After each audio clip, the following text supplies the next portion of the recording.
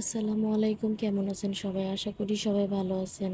আমি আজকে মসুরির ডাল ভুনা করব। এর জন্য আমি কড়াইতে পরিমাণ মতো ডাল নিয়ে ডালটা ভালো করে ক্লিন করে নিয়েছি। এরপর আমি পেঁয়াজ, কাঁচামরিচ, রসুন কুচি দিয়ে দিব। তারপরে পরিমাণ মতো সামান্য পরিমাণে মরিচের গুঁড়া দিব, ধনিয়া গুঁড়া, হলুদ গুঁড়া আর পরিমাণ মতো লবণ দিব। এরপরে আমি এর ভিতরে পরিমাণ মতো তেল দিয়ে দিব। পরিমাণ মতো আদা রসুন বাটা দিয়ে দিব, সামান্য পরিমাণে দিয়ে এটা ভালো করে আমি হাত দিয়ে মেখে নিব।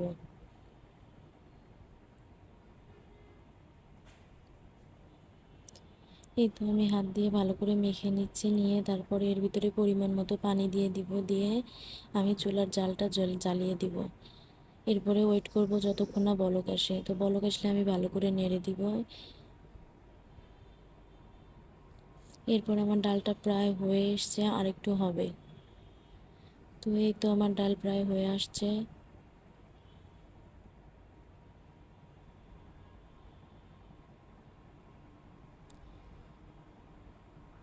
আমি মাঝখানে আবার ডালটা ভালো করে নেড়ে দিব। এই তো আমার ডালের ফাইনাল লুক।